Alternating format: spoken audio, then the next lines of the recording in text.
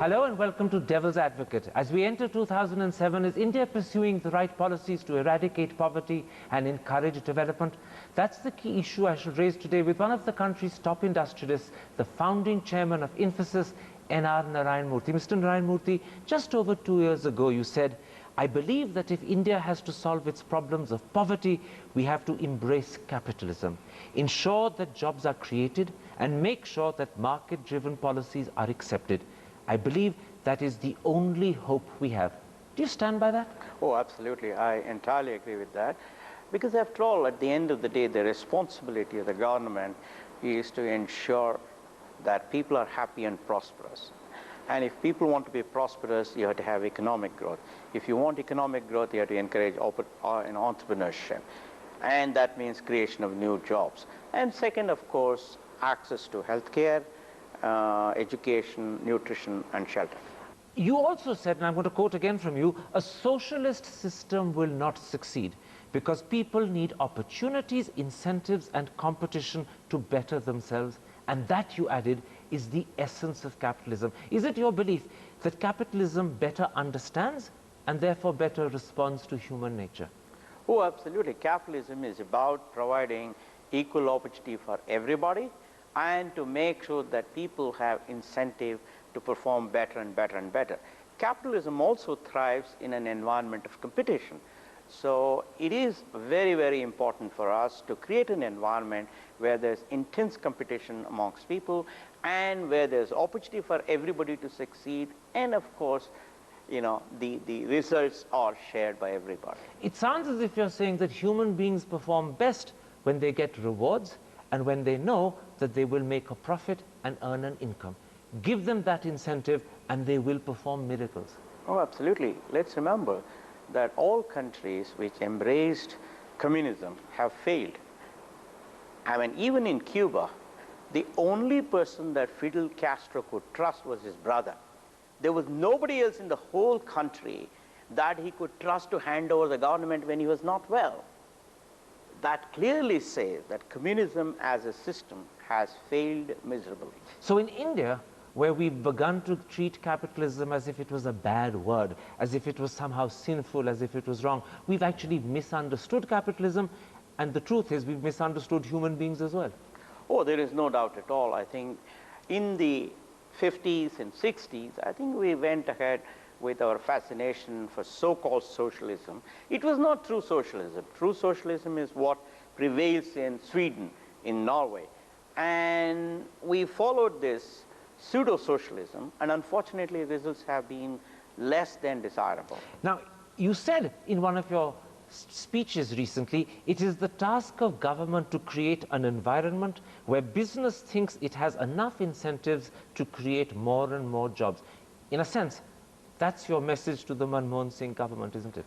Oh, absolutely. I think it's not the responsibility of the government to create jobs. It is the responsibility of the government to create an environment where there is greater and greater incentive for more and more entrepreneurs to create larger and larger number of jobs. That's the primary role of the government. And the secret to creating that sort of environment is to understand that the capitalist spirit is something you have to nurture. Oh, absolutely. I mean, it's really the story is all about creating opportunities for people. The story is all about helping people create more and more jobs, more and more wealth, and that is possible only through capitalism. In which case, let me ask you a blunt question. How effectively is this government creating an environment for entrepreneurship, which can in turn create jobs and can go on to tackle poverty? How effectively are we doing it? Well, you know, I mean, the intentions are all very good. But is it only intentions?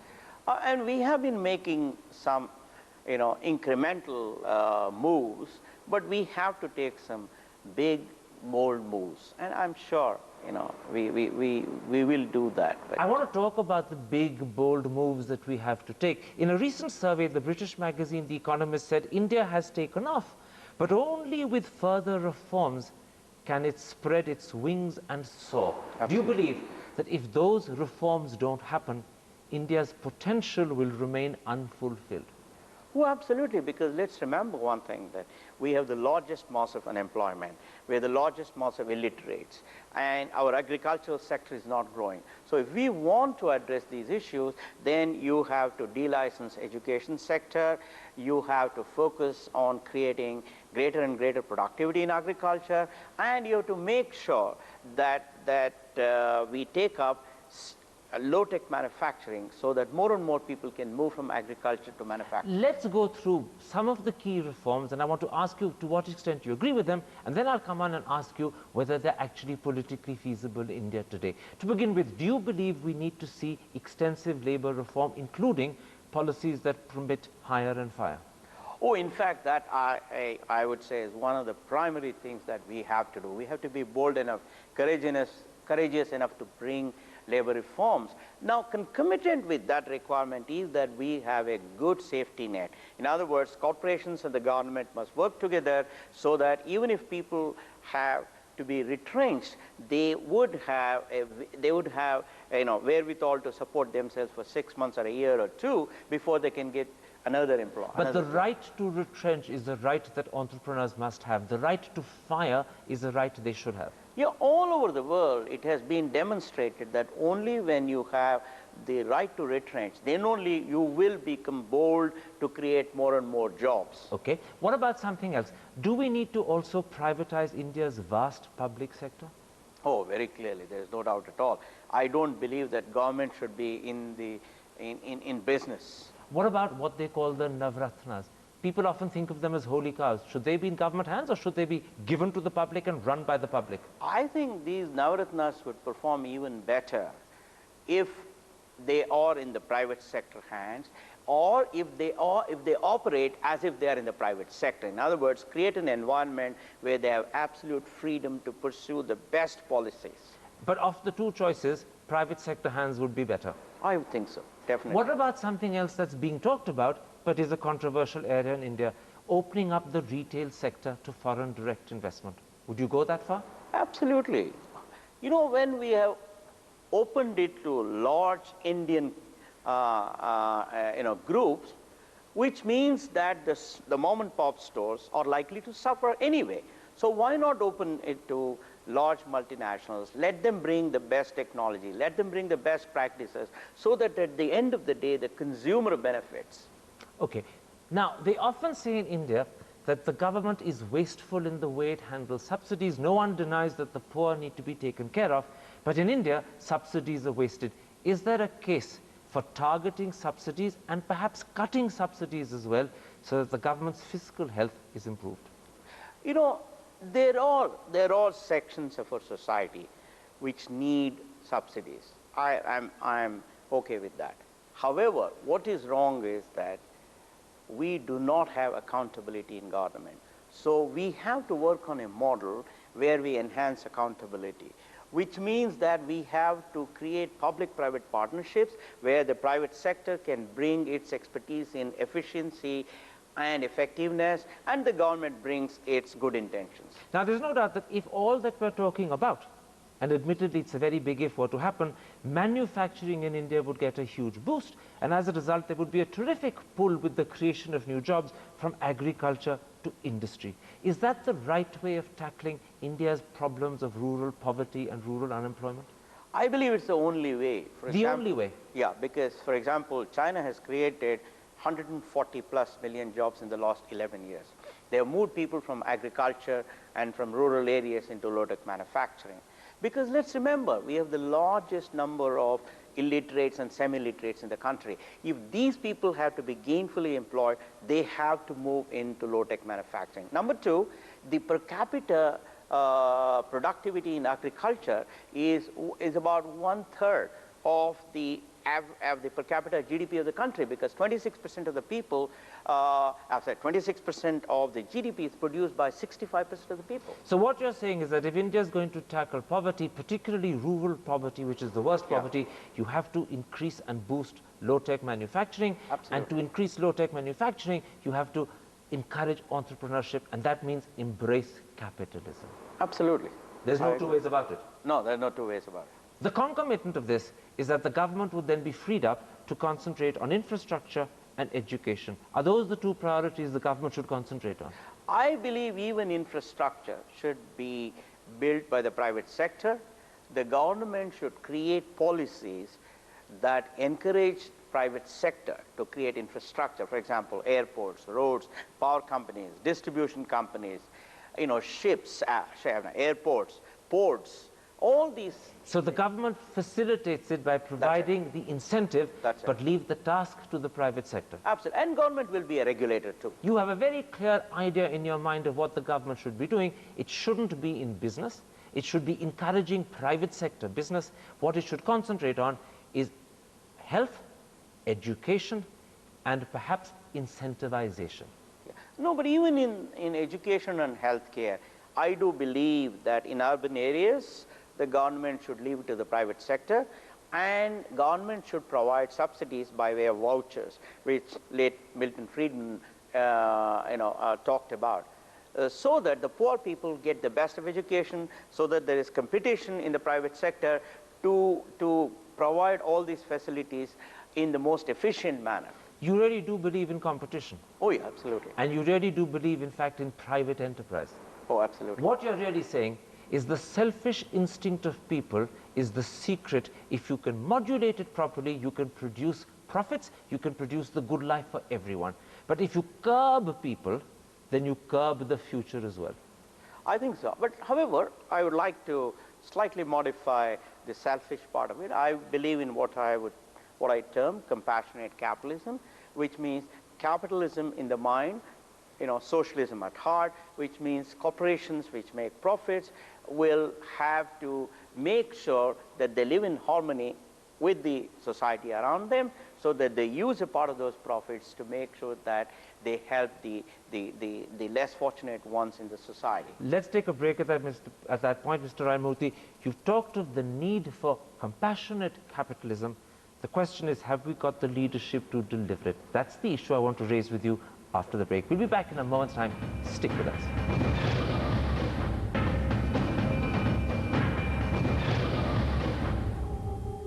Welcome back to Devil's Advocate and an interview with the founding chairman of Infosys, Narayana Murthy. Mr. Narayana Murthy, in part one you said that if India is going to tackle poverty, it has to create more jobs, and to create more jobs, it needs to embrace capitalism.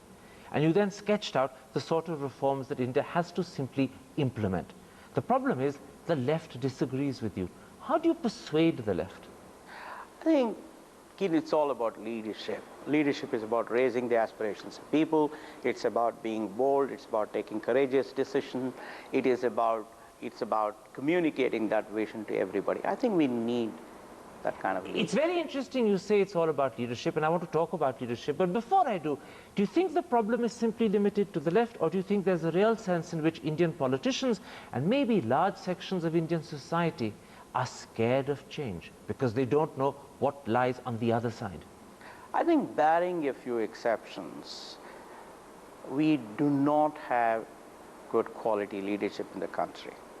That is a fact. We do not have leaders who put the interest of the society out of their own personal interests. We do not have a large number of people who are connected with the modern world. We do not have people who can straddle both the worlds, the urban and the rural, the rich and the poor, the educated and the not so well educated. I think we need leaders who straddle all these worlds, who understand the divide, who are modern, who can connect with what's happening outside India. Lee Kuan Yew, in his autobiography, once said that a leader should lead, the people will follow. In India, quite often what happens is leaders try to push from the back. Is that the problem, that our leaders lack confidence in themselves, they lack confidence in their beliefs, and as a result of which they become prisoners of indecision? I entirely agree with Lee Kuan Yew. Leaders have to lead from the front. They have to create a vision. They have to exhort people to follow them. And they have to make sure that people around them feel an inch taller in their presence, then people will automatically follow them. Indian politicians often say that there are two problems with change. One is the political cost, which in a sense is a party political personal cost. The second, they say, is that change could tear the fabric of India. Do you think that people underestimate the Indian nation's capacity to accommodate change, and in fact, the Indian people's desire for change? You know, let me answer this in a slightly different way. When I discuss with my political friends here, they say, oh, we can't bring about so much of change. But remember what Nehru did. In a short period, he built 5 steel plants. He built Barker-Nangal. He built IITs, IIMs. He brought up the Atomic Energy Commission. You know, so many things he did, right? All of it in a short span of something like 15 years. I mean, that's extraordinary by any standards on a global scale. So I think we need people like Nehru who are courageous, who had a vision, who are bold, and who took quick decisions. It seems to me as if the real problem is that we lack not just the leadership, but we lack the right sort of people. Is there a crisis in Indian politics today that the type of person who can rise to the challenge is not becoming a politician? Oh, there is a serious crisis in the moral dimension of most of our leaders. There are a few exceptions. In the ethical dimension of our leaders, in the competence dimension of our leadership, in the ability of our leaders to connect with the large masses of people. So there is a... So you're saying to me fairly bluntly that today India has a failure of leadership. 1 or 2 exceptions apart, we have a failure of leadership in our country. No, there are a reasonable number of people, but who are of the qualities that I talked about, but they're still in a small minority.